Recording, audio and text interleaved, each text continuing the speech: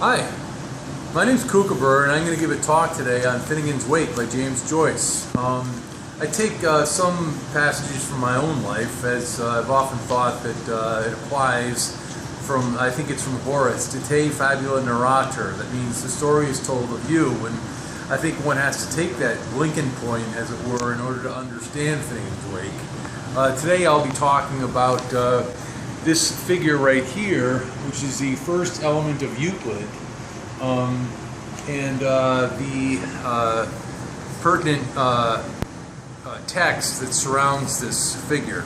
So I'll start right in. It'll last about 20 minutes or so. For Hegel, history obeys a certain logic and reveals an idea. That idea is freedom. This freedom moves west heliotropically. It is sort of a self-realization through a shared panepistemion. Panepistemion means all knowledge. Hegel fails to realize that end-like what liberates is humor. Now, Isaac Newton was born the first year of the English Civil War, which was 1642, when Oliver Cromwell came to power. This spells Grewsham Undergang for Peccata Hibernia, that is, for peaceful Ireland. Not that it was so peccata at the time. To me, Newton's apple is symbolic for ALP, the female archetype of Finnegans Wake. As I waxed up as a step-schuler through the coeducation of anima and animus, it was while learning about Newton that I became aware of my jelly bags, or scrotum, foreign ends to Jungfrau. Thus Shem's joke. I felt I weighed a new tongue when there fell my first lap apple. The gravitas of carnal desire is the new ton, as it were. And hellas, 'twas indeed in physics class, and I stood to her Isaac Neuter as Brahm had yet to teach me common sex. Yes, I was as nobly or ignobly Roman as Pope and Water could christen me. A Pope-tithed Roman Catholic. So I was in the depths of darkness, the finster and tyrimost. Not only that, I was a prig. Jenny, that was her name, was a pretty galacker with a jape in her mind, and instead of responding like a Casanuovo or an El Don Donnelly, I acted like a cad and insulted Hoonsel behind her back, as were I some gorgon of self-righteousness. Of course, she was rightly indignant and told me so and left me behind like a bag of dirt. I never converted my try. Honey's war, Camellia's paints. I remember 2 years later sitting in environmental science next to Ramsey and the doctor angst who was the most important scientist in Western thought. Some said Weinstein, but what a cushy, I said Newton, to which the teacher sagged Veligulap now, which is modified Russian for magnificent. And a reach, I thought, ich being so fresh. When in fact, there was a Laura lassie to my right who sighed over Hoonsel and rounded her minion arms, of whom I was painfully oblivious because I was too thoroughly involved in my ends to heed her. All because this Pantofex Newton could cantab better than any oxen you mooed with. During my senior year of high school, I took an advanced placement physics class. I was out of my depth. As a matter of fact, I was in the depths of darkness once again with this thurible mystagogue of a teacher. I was a neophyte at the time, unschooled in the ways of Berkeley, whom I was to find shows the reason generously. The instructor taught old Sir Isaac's jaw-breakable expressions of universal arithmetic. I felt like I was eating a griddle as this pedagogue tried to annex being to matter through the accidents of motion, extension, and figure. From thee to thee, thou art it thou, that thou wast there, the like the near, the liker near. That's a play on the tat vam asi of Sanskrit, that is, thou art that. Even as one feels one's vegetable soul become one with the matter around it, one sees that the materia prima, as well as one's anima, would not exist without the eternal spirit that perceives it. In college, I would go to the library of a Saturday on what I thought was a Benedictine errand, but was really owing to all the Kodzogs of Kalavala, that is, on a fool's errand, and try to colligulate Newton's figures, but always I'd come away with a constant of fluxions. I think I'll stick to my Velliker frictions. Aver to proceed. Now to apply to this figure here. In the miraculous metal of the Book of Breathings, that is of Finnegans Wake, is an element of Euclid called the vesica piscis, the bladder of the fish, which is what this is. This is the amnium instar, the vision of rivers. Like the waters of the living going the way of all fish, vesical piscis is a reference to Christ as ichthys, the fish. It is our problem to construct a triangle on the shore of Dublin Bay. First of all, Snow Royal Road to Pudlin. This is taken from Euclid's comment on geometry. There is no royal road to geometry. But here, with the insertion of the slang word for penis, pud, in Pudlin, we can infer perhaps a moral imperative. Then, quote, take your mutt for a first beginning, unquote. Mut, or mutt, is German for courage. Perhaps it may read, none but the brave deserves the fair, and or, it takes courage to be virtuous. Also, Mut Mut was the mother goddess of Thebes in ancient Egypt, often represented as a vulture or a woman with vulture wings. What her meaning is here, I'm not sure of, other than just the general unconscious, necrocentric, matronly Egyptian innuendo. Next, Shem makes the preposterous statement, quote, any little mud which cometh out of man will do, I guess, end quote. Taken from the Gospel of Matthew, quote, that which cometh out of the mouth of this defileth man, end quote. Here, however, implying that what comes out of the mouth of woman defileth man. True misogynetic, but like the Cucaburr covering its egg in dung or dirt, this defilement brings forth new life. Now to the next paragraph. Next, we embark on the geometric mystery of ALP, which to this dag I don't begrip full standingly, that is, understand completely. To find a locus for ALP as a prism O, and for a second O, we are told to unbox our compasses. That is, to not make a circle, one would think. But this could also mean to get out your compasses in order to make both circles. Here, Shem and Sean set off between themselves. We're beginning the first point of the diagram, right there.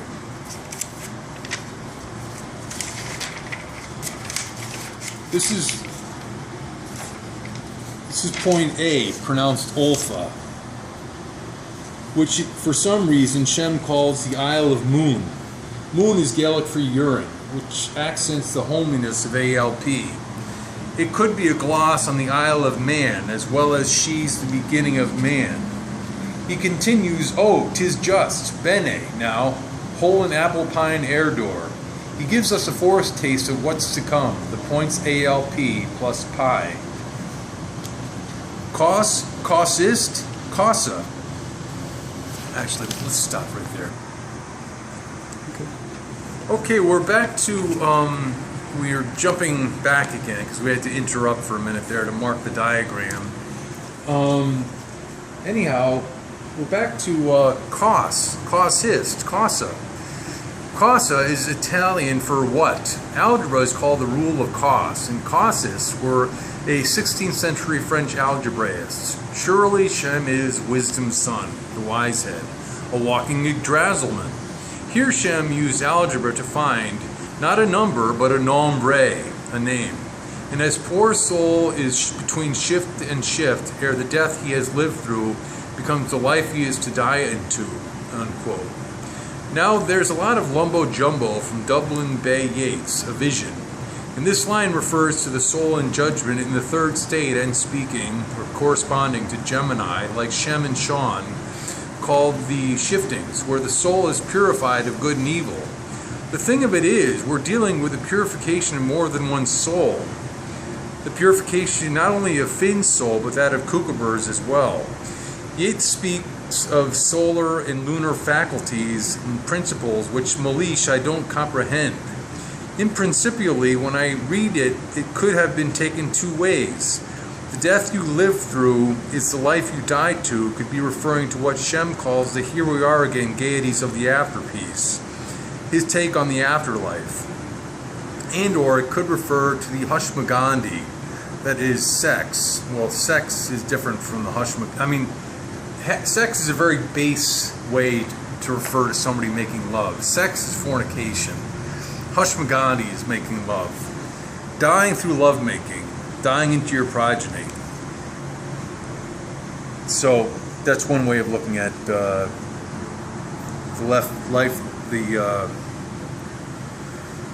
death you lived through is the life you died to. New paragraph. Further on it states, quote, the balance of his mind was stables, end quote. Horses are kept in stables, and the horse symbolizes carnal understanding. And so he, Sean perhaps, loses himself in this newfound understanding, a selflessness, a newfound largesse that comes through carnal knowledge, living the dream of a spendthrift, which puns Cicero's The Dream of Scipio. Yeah, because Scipionis is Italian for spendthrift. This pun also touches on the part of this chapter pertaining to COD, cash on delivery. The Dream of Scipio is also germane to the life you die to, as it speaks of heaven and how to obtain its astral mansions. Scipio Africanus tells Scipio the Younger that this realm here in the middle of the garth, which we consider life, is in fact death. And pertinent to Shem as a patriot, it continues, every man who has preserved or helped his country or has made its greatness even greater is reserved a special place in heaven where he may enjoy an eternal life of happiness. Shoot up on that, bright Bennu bird. New paragraph.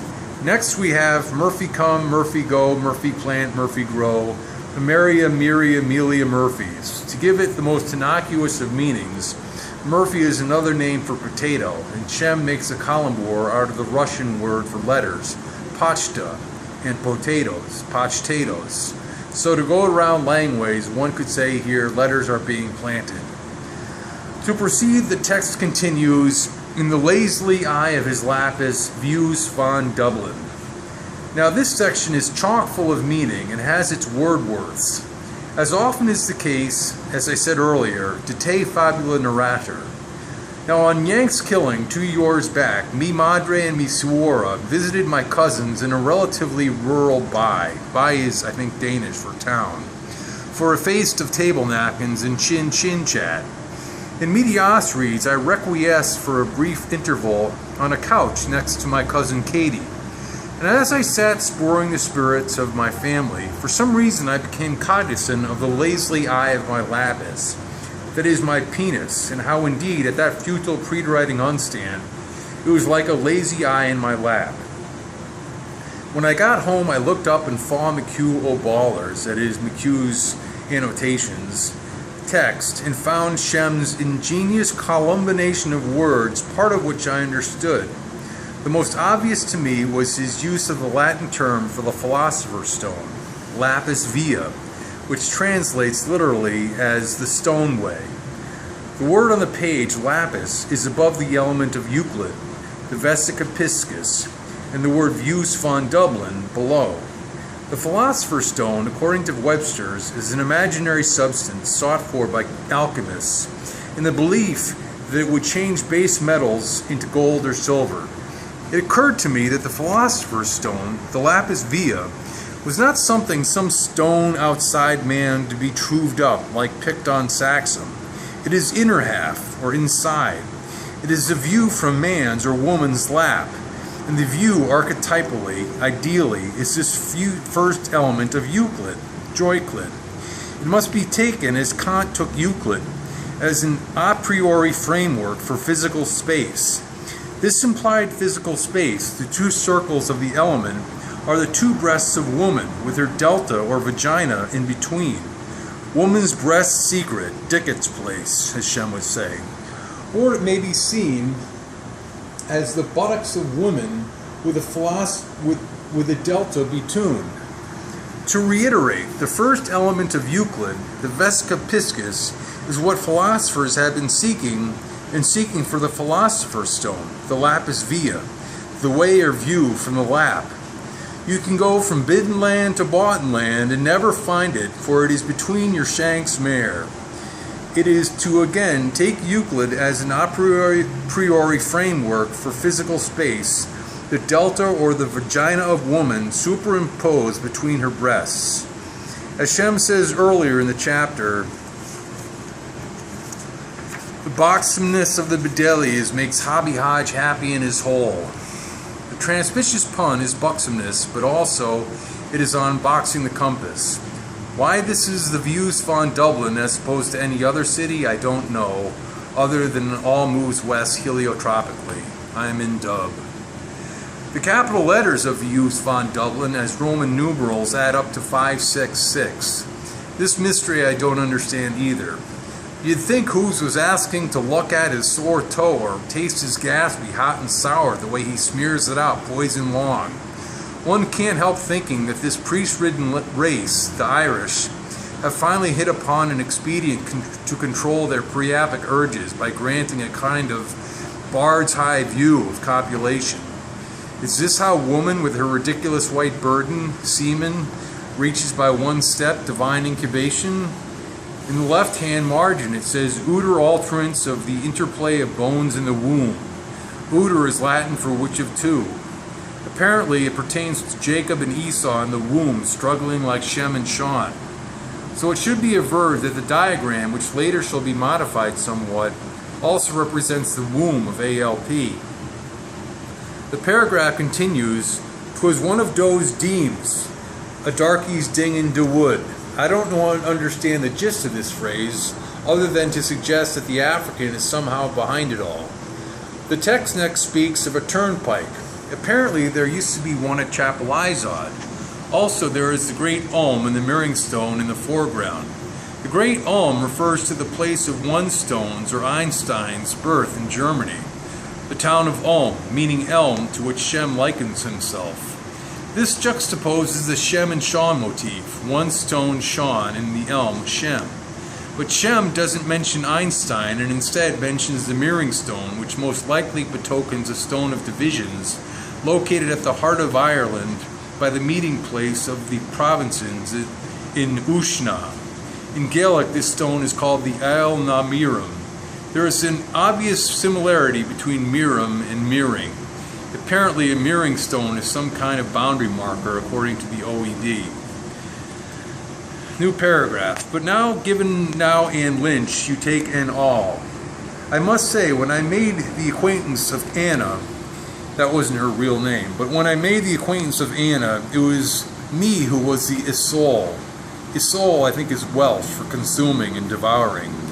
All I did was look at women with grope-searching, unsat eyes and choppa-choppa-chew. That means take, teat, and chew. Like the Ranskew Koteletcher Skither Zerkovs. That's a Russian take on the Roman Catholic Church. Vray de vray, when a man marries his lutes all long, I took an all. We've already heft all jawbreakical expressions unsaid, but sure, A is for Anna as L is for leave. Anna is grace, simply samply, and she melted my cold, cold heart. I was kohelt, that is, illuminated. She shone yet shimmered. She is air shining. That's from Kantian philosophy. Air shining means phenomenon, is German for phenomenon. Ister Esther plays Yester Aster. That means a woman plays a star, is like a star on your back life. The sack of old Hensein, and Hensein is Danish for regard. And so that's why I had to leave, as L is for leave. That I leave yet is my grave. Before and after Anna, I do be some hard Zepseline and aped Auntie Anna leave. Nevertheless, it hit me from below. My spiritual dawn was a carnal one. But Sean's rise leaves Auntie Anne. Next we have the line AL. Right here. The line AL, which is the cunt, and from being continued stops at Lambday. Mater Island there too. That is Mud Island. 8 is Finnish for mother. Point Lambda is here also referring to Lambay Island, northeast of Dublin. It's as if to say, when Shem leaves Anna, she is a maiden. And when he finds her again, she is a mother. Now Shem brings down Nuth and carries Awe. As one man's fetch is another man's person. And then one of the most loose corollaries ever Ellis through his cooking class, Ellis wrote a book, Algebra Identified with Geometry, which is what Shem seemingly is trying to do, to reduce algebra to geometry. Then Shem circumscribes a cyclone, or describes a circle with point A as the center. So he makes this circle first, with point A as the center. Olaf, or point alpha, is Shem, and Olaf's lambtail, or lambday, is Sean. Point alpha is both Olaf and Anna. That is, point A is both Shem and Anna at the same time. In this section is a reference to Plato's dialogue Meno, which discusses a geometry problem implying that the student learns the parameters of the figure by memory from a previous incarnation. Then there is the implication of some discovery of the Hegelian kind pertaining to Macpherson's ocean. I say Hegelian because it appears with the discus throwing to be following the Hegelian notion of rejecting the truth to know it. Also, Macpherson's ocean implies that the harborless Ivernican ocean is born of a fear of God. This probably refers to page 267.19 as well. In the left margin it says Sarga, or the path of outgoing. In McHugh it says that Sarga is Sanskrit for the process of word creation, letting go, voiding. This is simply Sean posting his letters as the spoke or wheel of the spokesman. What's strange is that despite this discovery, it is made without a passer, which is Dutch for a pair of compasses. We've induct one that is.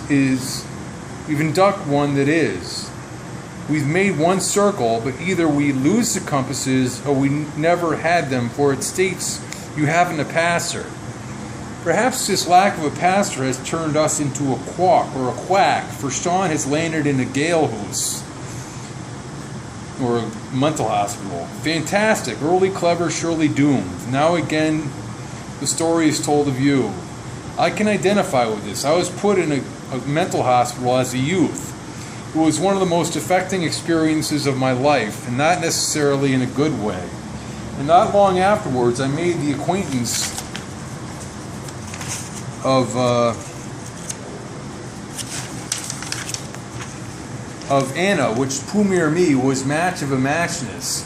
I felt like Big Doug Dadder in the Boudeville song, Gorotsky Gulliver's Troubles, rocking his flavorite turfgoo in the smucking precincts of Lydia's. That sums up my time at the bank as a customer service representative, where I looked on with the contempt of the contemplables. But I had it coming to me. I was Brady's and Nutswas. That is, I was slow and useless. I'm just grateful everyone left their clubs in the hall. Be that as it may, I was still a feigned shinner. Since then, I've tried, praise be right cheek discipline, to reform my ways. Then I was once again, to use this expression, which I keep repeating over and over again, then I was in the depths of darkness, what the Hindus call tamas, the lowest of the three possible stations of sentient beings. Ever since, I've tried to rise up through sattvas, passion, unto rajas, goodness. But rajas does partake of tamas, and here we may take thanks that European end meets end.